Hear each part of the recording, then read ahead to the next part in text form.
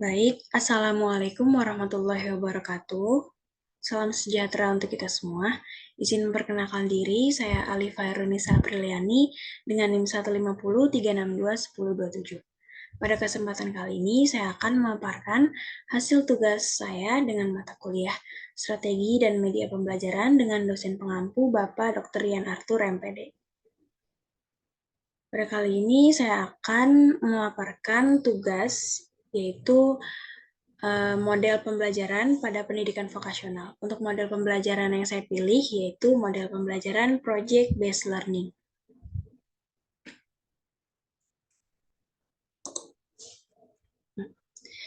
Project Based Learning. Jadi apa sih Project Based Learning itu? Jadi Project Based Learning atau yang biasa disingkat PJBL merupakan model pembelajaran yang menjadikan peserta didik sebagai subjek atau pusat pembelajaran, yang menitikberatkan proses belajar yang memiliki hasil akhir berupa produk. Artinya, peserta didik ini diberi kebebasan untuk menentukan aktivitas belajarnya sendiri, mengerjakan proyek pembelajaran secara kolaboratif, sampai diperoleh hasil berupa suatu produk.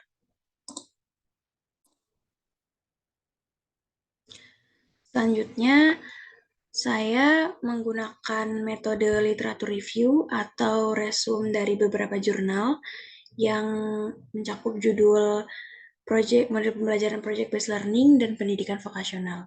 Nah, dari beberapa jurnal tersebut yang sudah saya pilih, itu terdapat beberapa persamaan dalam jurnal. Nah, persamaan dalam jurnal sebagai berikut. Sebagian besar persamaan dari beberapa jurnal yang dipilih yaitu membahas materi mengenai model pembelajaran Project Based Learning, di mana model pembelajaran ini peserta didik sebagai pusat pembelajaran, serta lebih aktif dalam proses pembelajaran. Nah, dari beberapa jurnal, sebagian besar membahas permasalahan yang sama, yaitu penurunan kualitas pembelajaran. Nah, penurunan kualitas pembelajaran ini disebabkan karena dari beberapa instansi pendidikan belum memiliki perangkat atau model pembelajaran yang baik dan tepat untuk diterapkan. Nah, selain itu, model pembelajaran PJBL ini bertujuan agar peserta didik nanti dapat menjadi lebih mandiri, memiliki ide-ide yang kreatif, dapat berpikir kritis, lalu berinovasi, lalu memiliki kemampuan memecahkan masalah, kemampuan menganalisis, serta mampu mengembangkan keterampilan. Nah, hal tersebut dilakukan melalui pembelajaran berbasis proyek atau kegiatan. Nah, berdasarkan jurnal yang sudah didapat ini, diharapkan model pembelajaran PJBL ini bisa menjadi cara yang efektif dan efisien untuk mengatasi permasalahan belajar pada peserta didik. Nah, agar bisa meningkatkan kemampuan dan keterampilan peserta didik, serta memiliki pengaruh yang signifikan dalam proses pembelajaran, sehingga bisa tercapai tujuan pembelajaran yang maksimal. Selain persamaan, ada juga perbedaan dalam jurnal. Nah, perbedaan dalam jurnal dari beberapa jurnal yang sudah didapat, yaitu terdapat pada pemberian masing-masing tugas atau proyek kepada peserta didik. Data yang didapat mengenai model pembelajaran PJBL ini diambil dengan berbagai macam jenis, mulai dari ada penelitian, lalu dengan tes, praktikum, eksperimen, dan observasi. Nah, data tersebut digunakan untuk melihat dan mengukur seberapa besar pengaruh model pembelajaran PJBL ini terhadap proses pembelajaran. Lalu, ada permasalahan yang ada pada model PJBL. Nah, permasalahan yang terjadi di dalam setiap jurnal itu berbeda-beda kasusnya, tetapi secara umum permasalahan dalam model pembelajaran PJBL ini diantaranya itu yang pertama, didapati hasil belajar yang mengalami penurunan dan penerapan model pembelajaran yang belum tepat terhadap peserta didik. Nah, mengapa hal itu bisa terjadi? Hal itu terjadi karena penerapan model pembelajaran yang belum terlaksana dengan baik. Selanjutnya, masih ada guru-guru yang masih menggunakan metode konvensional. Nah, seperti metode ceramah di depan siswa. Itu menjelaskan pelajaran-pelajaran sehingga pembelajaran itu terkesan menjadi monoton. Selanjutnya yang ketiga, sering tidak terjadi proses interaksi dua arah antara guru dan peserta didik. yang cenderung pasif. Nah, hal ini tentu menjadi masalah karena model pembelajaran PJBL ini harusnya siswalah yang lebih aktif dalam proses pembelajaran. Nah, siswa dituntut untuk dapat menyelesaikan permasalahan yang ada di lapangan, serta dapat memecahkan masalah yang dihadapi. Dan posisi guru itu sebagai fasilitator dan pendamping saja.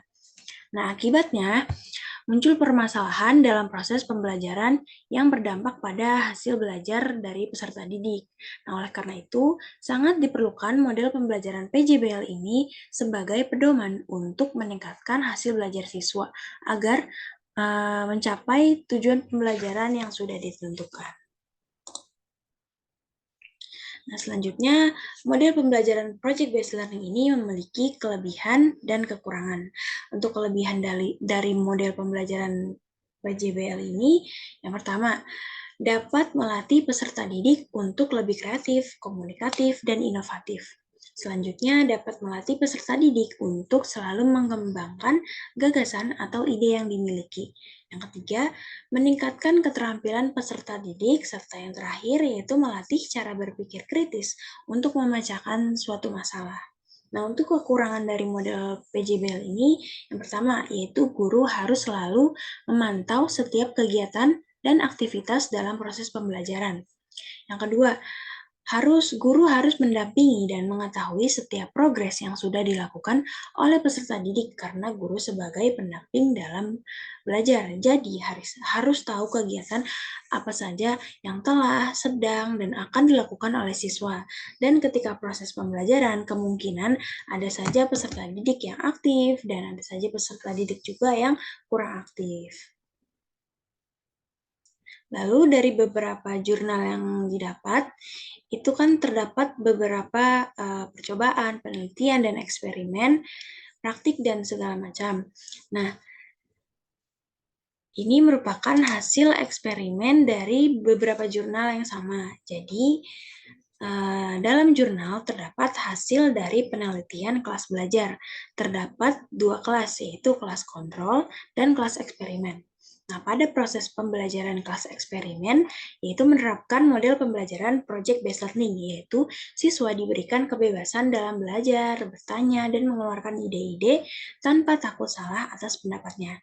Nah, sementara dalam kelas kontrol menggunakan model pembelajaran konvensional, yaitu dengan metode ceramah, di mana guru yang berperan dalam menjelaskan materi dan siswa cenderung hanya menerima pelajaran. Sehingga proses belajar menjadi kurang aktif, baik dalam bertanya dan menjawab pertanyaan saat diadakan sesi tanya-jawab. Lalu, bagaimana hasilnya?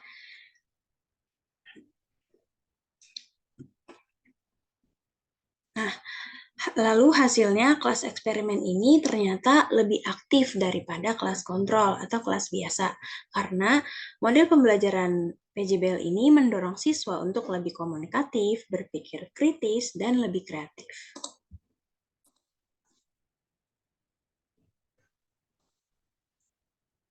Nah, selanjutnya didapat kesimpulan dari beberapa jurnal yang sudah diresum. Itu berdasarkan hasil penelitian dari beberapa jurnal tersebut, dapat diambil kesimpulan bahwa model pembelajaran project-based learning ini memiliki pengaruh yang signifikan terhadap proses pembelajaran. Nah, oleh karena itu, model pembelajaran project-based learning ini dirasa tepat untuk mengatasi masalah belajar ini, agar proses belajar mengajar menjadi lebih efektif, efisien, sehingga bisa tercapai tujuan pembelajarannya. Nah, selain itu, model pembelajaran project-based learning ini dirasa tepat untuk diterapkan kepada peserta didik, terutama di bidang pendidikan vokasional, yang banyak melakukan kegiatan pembelajaran keterampilan seperti praktik.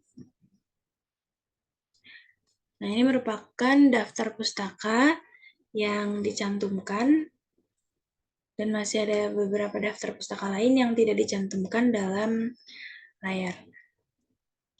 Mungkin itu saja yang dapat saya sampaikan. Terima kasih. Wassalamualaikum warahmatullahi wabarakatuh.